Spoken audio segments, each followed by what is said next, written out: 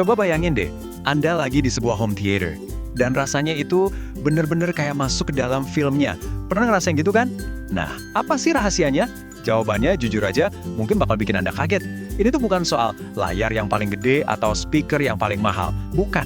Rahasia sebenarnya itu ada di sesuatu yang sering kita lupain, bahkan nggak kelihatan, yaitu arsitektur dan desain ruangannya itu sendiri. Dan kutipan ini, wah, ini ngena banget. Pengalaman nonton film yang sesungguhnya itu dirancang jauh sebelum kita bahkan mikirin mau nonton apa.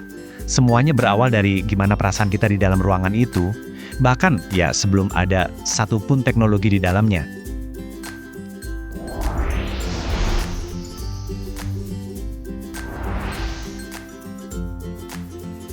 Oke, jadi kalau gitu mulainya dari mana nih seorang arsitek?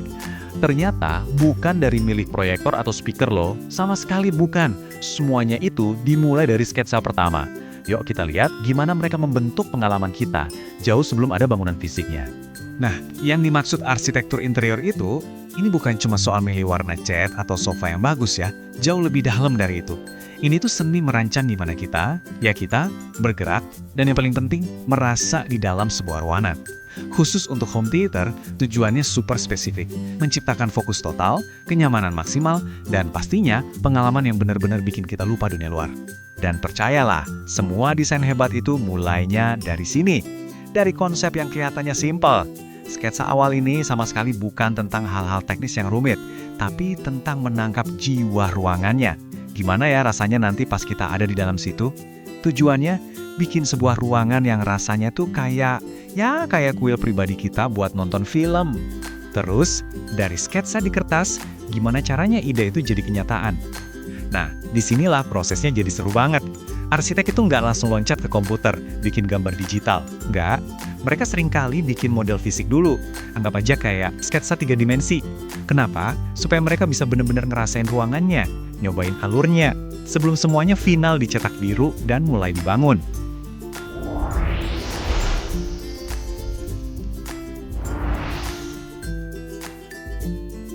Oke, bentuk dasar ruangannya udah kebayang nih. Sekarang saatnya kita mewarnai. Tapi ini bukan sekedar palet warna cat ya. Ini palet yang isinya material, suara, dan cahaya. Detail-detail sensorik inilah yang bakal mengubah ruangan biasa jadi bioskop pribadi yang, wow, luar biasa. Pernah nggak sih Anda masuk ke sebuah ruangan terus sadar, kok suara di ruangan ini aneh ya? Coba deh bayangin sebuah ruangan kosong dengan langit-langit tinggi, lantainya keramik. Suara kita pasti mantul kemana-mana kan? Bikin gema yang ganggu banget.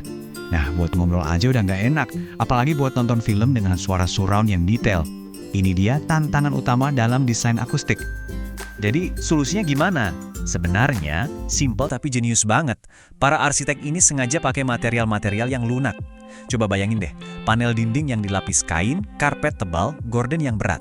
Permukaan kayak gini tuh tugasnya bukan mantulin suara tapi justru menyerap suara. Hasilnya, gema hilang dan suara dialog film jadi jernih banget, jelas kedengeran. Selain suara, elemen kunci berikutnya adalah cahaya.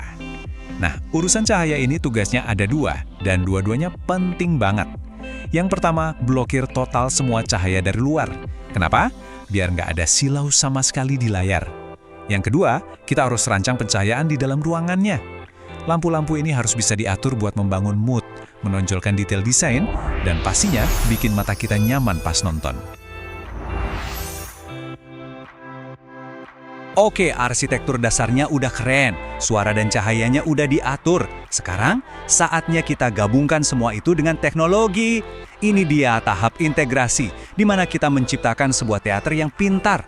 Ruangan yang lingkungannya bisa beradaptasi secara otomatis, cuma buat kita.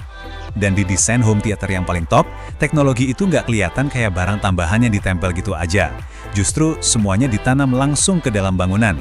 Proyektornya ngumpet di pelafon. Tirainya bergerak sendiri. Lampunya jadi bagian dari dinding. Hasilnya, teknologi yang canggih banget, tapi seolah-olah nggak ada di sana, tak terlihat. Nah, disinilah keajaiban sesungguhnya dari sistem rumah pintar. Kemampuan untuk menciptakan skenario atau scene. Coba bayangin, cuma dengan satu sentuhan tombol movie mode, tirai langsung nutup, lampu meredup dengan pas, proyektor dan sound system langsung nyala. Semuanya terjadi barengan. Suasana nonton yang sempurna tercipta dalam sekejap mata.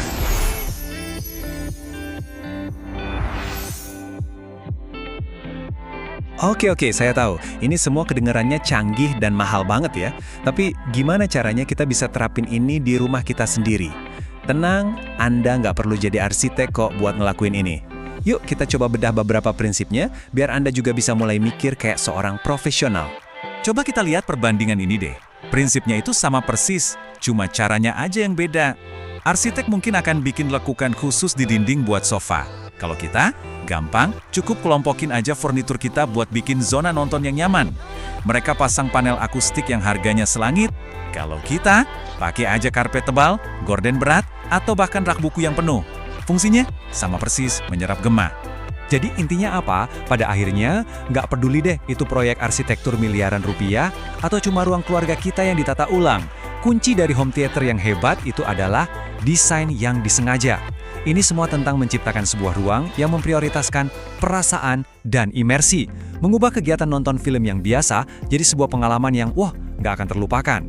Jadi setelah dengar ini semua, coba deh nanti lihat lagi ruangan di rumah Anda.